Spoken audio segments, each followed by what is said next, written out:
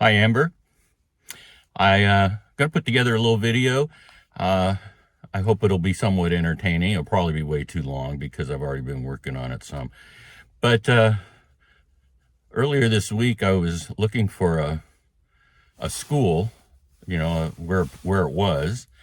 And while I was doing that, I started getting sidetracked and following roads and looking around at stuff that's all over, because that's what I do when I get on Google Maps. It's just something. It's like traveling on a screen. And so I was going here and there, and so while I was looking around on a road, I came across this really interesting looking thing, and I thought, wow, that looks cool.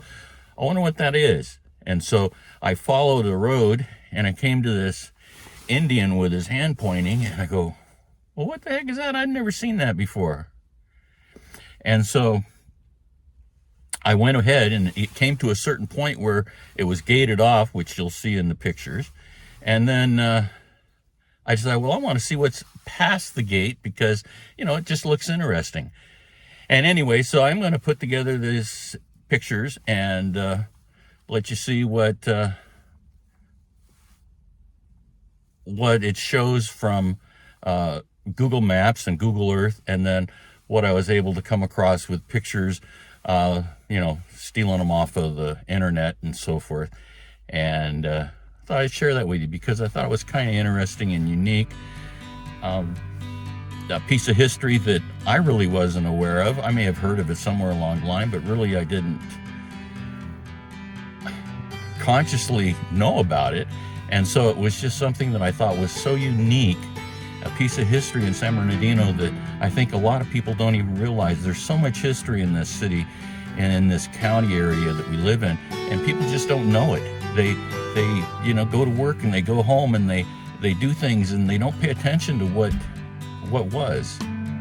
And so I thought it would be interesting, and so I put this together. And if it's not, well, you just stop it. If it is, you keep going through and you come and enjoy it. I found out one interesting fact that I'll share a little bit along that I didn't know about for sure, and it was a cool, interesting fact. So if you already know it because you grew up here, then it won't be something new and special to you. But if you don't, you can hang on for that. Anyway, I love you. By the way, I'm waiting right now for urgent care, and they're going to call me when it's time to go in. And so hopefully I have enough time to do the talk part. I did this once before, but I didn't like it, so I'm doing it again. And so this is take 2, about 3 days later. So we'll see if I like this one. Anyway, love you, love your families, and let's go. All right, let's go ahead and see if we can get this done. As I was looking through on Google Maps, I came across this interesting thing, so I followed it. Ended up going to this point on the map and looked at it, and lo and behold, there's an old hotel there. Well, actually, I don't know if it's old. It's the one that's there was built in 1938. I guess that's old. Yeah. Anyway, there's this old hotel, and I came across it, and I thought, wow, that is so neat. And I wanted to see what it was and find out some history about it. And so, I started going in and looking and reading, and found out that the place is called Arrowhead Springs Hotel. It once was called Arrowhead Springs Hotel and Spa, was also called Arrowhead Springs Hotel and Resort, and I'm sure it was called other things along the way as well. That's what the current title is, Arrowhead Springs Hotel. This building was built, the current one is the 4th building that was built on this site, and it was built, like I said, in 1938. Some movie stars and some other people with some money decided they would build this hotel here. There had already been one previous to this that had burned down, and it was used by Hollywood types and people with money that wanted to get away and kind of be in a private place, so they didn't have to worry about a lot of looky-loos. And so when that one burned down, they decided that they would build this new one even bigger and better. And so they did. They built the one that's there now, and it has remained there since it opened. I think it was in 1938. You'll see that in the pictures, and I'll try to post it. And so it's been there, and it's gone through various owners. The original people that owned it sold it, and then it was vacant for a while, and then they sold it, and then they sold it. The fellow named Hilton, the guy that, has the Hilton hotels, he owned it for a while. In fact, his son married Elizabeth Taylor, and they honeymooned at it. So that's a kind of a historical, important fact about the hotel. Anyway, he sold it to somebody else, and then he ended up buying it back again, and then it got sold here and got sold there, and eventually it sat vacant for a little while. And in 1960s, the early 61, 62, I don't know the exact date. You can look it up, or it'll be on some of the information I post. Campus Crusades for Christ purchased it to be, kind of like their headquarters. So they bought it, they refurbished it enough to use it, and it became a headquarters, a convention center, a retreat center, everything that they could use for whatever their purposes were. And they stayed there until the mid-90s. And then in the mid-90s, they decided they were going to move to Florida. And so they kind of moved everything out and left it vacant, although it was maintained. And it looks as though it's been maintained pretty well, even to this day when nobody's using it. It went up, and it was on the market for a lot of years, from 1996 or 97 all the way up. I think it was 2017 finally when the San Manuel Band of Indians decided to buy it. And it's interesting, they decided they were going to buy it because they needed more land to build, their houses for their tribe members, the younger ones, because they like to have lots of space around their houses or whatever, and so they needed more land. And so here was this big chunk of land just sitting there, and I'm not sure what they're going to do with it, and I don't know. Reading through, I didn't see anything that was said what they're going to do with it, although it's a historic building, and it should be preserved, and it should be made into something that people can enjoy, at least visit and take tours and so forth. Going back in time, what happens is on the property there are some hot springs, and that's what the attraction was to this point at the very beginning, is these hot springs. And they were considered, mineral hot springs. They were good for your health and blah blah blah and all of that. And so way back in the 1860s, a group of Mormons came out. Joseph Smith sent them out because he had a vision that below this mark on a mountain there was this medicinal hot springs. And so he sent a bunch of people out to San Bernardino area, which Mormons were the early settlers in San Bernardino in the valley. So, it makes sense. And anyway, they came across this hot spring, realized that it possibly had medicinal purposes because, other places were using hot springs because of the mineral water and all of that. So they built a little thing up there around it and kind of used it a little bit. Eventually, they decided to sell it, and they sold it to a couple of guys. Their father had died of tuberculosis or consumption, and so they decided to build a sanatorium, a convalescent hospital basically on the site, and use the water to try to help people to recover from illnesses and so on. They built a sanatorium hotel type of thing where people could come and they could enjoy the mineral spring water and, take baths and soak and do whatever you do with all the hot spring stuff. Eventually, they ended up selling.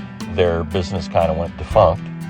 Their first building that they had ended up getting burned down because, it's in an area, foothill area, and fires happen there. We know that.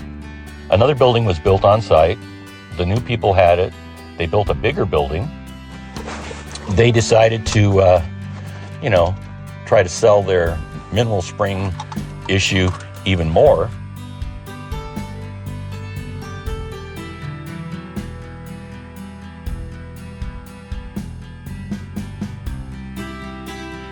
And they didn't do very well.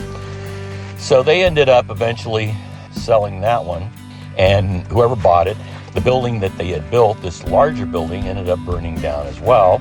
Bad place to build, I guess. And then another group of people bought it, and they built an even larger building, this hotel at this Mineral Springs. Because, it's kind of like a resort area, people like to go, and, they have mud packs and mud baths and steam baths and all these other things that you get from these mineral springs. So they owned it for a while, and their new building that they built was better. It was built out of bricks and stucco and stuff like that, so it was more fire retardant. The group that built it larger because they wanted to attract wealthy people there. The famous people like movie stars and, wealthy people that would come and spend money there. Well, the people enjoyed it. The Hollywood crowd did. They enjoyed going there. But unfortunately, it really didn't do that well. And so it was an on and off venture. I think it got sold again somewhere along the line, or else it was that company. But eventually, it burned down. That was the third building, and it burned down, and it was a result of a fireworks display they were doing, and the fireworks caught the building on fire, and there goes your big old hotel.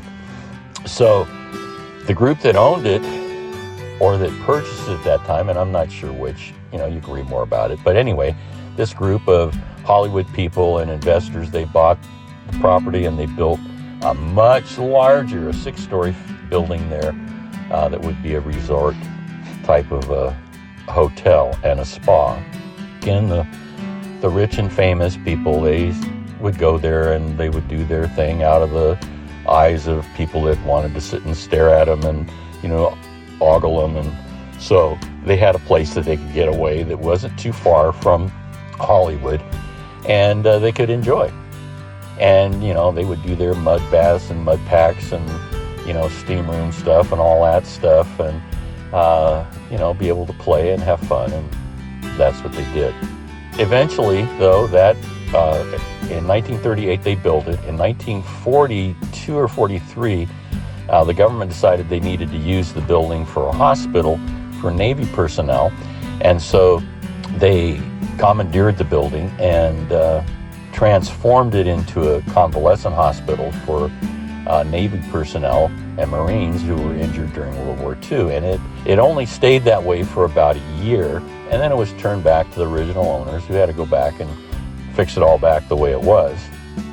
It did all right in the mid-40s for a while, but eventually people got so they could travel worldwide, and so it kind of lost its big draw to people that had a lot of money and could travel easily.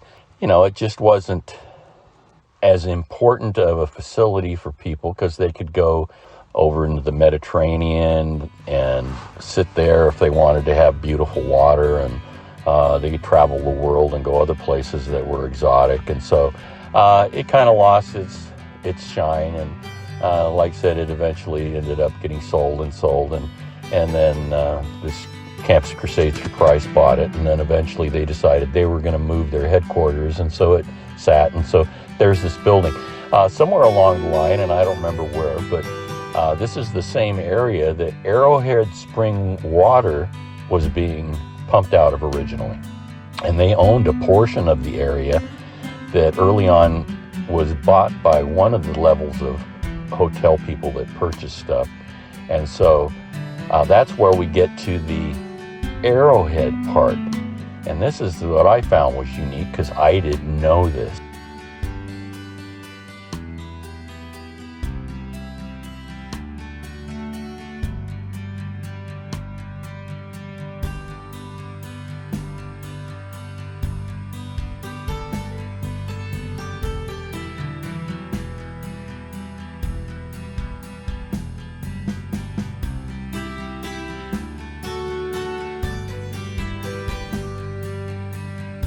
On the side of the hill above where this Arrowhead Springs Hotel and Spa was, there's a natural landmark that's the shape of an arrowhead, and you'll see it in the pictures, and once you know it's there, it just stands out, and you go, oh, I see it.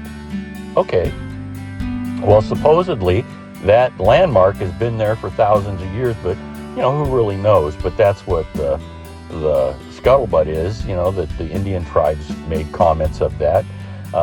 Supposedly, Joseph Smith had a vision that at the base of that arrowhead on the side of the hill, there would be a hot springs. So that goes to the Mormon story of why they wanted to settle there. So that's just really unique that arrowhead shape, natural shape, is there, and it's been there for a long time. You can see it in the early pictures. You know, it'd be interesting to go back 200 years and see if it was there, or if actually someone scraped the hill somehow. But according to people that work for the National Park Service, it's a natural occurring type of thing, and it's just there. And so that was something that I found was really interesting, and I looked. Lots of interesting history about the area that should be preserved, that should be told to people that live in San Bernardino, because it's like you live here in San Bernardino and you think, God, I live in a ghetto. And that's because no one talks about the rich history of the area. They just bury it. And that's so sad. When my aunt was alive, and she used to travel through, and they used to go to things all the time in the area, people shared all of the richness that was there. And in this area, they would talk about it, and they'd go to festivals, and they'd go to things. Today, no one goes to anything, deals with anything that has to do with the area, and that's so sad. Long story, and it wasn't made short. And I'll put information, and if you're interested, well, I hope you were interested. If you made it this far, I'm glad you did. And I love you. Hope your day goes well. Chat later. Bye-bye.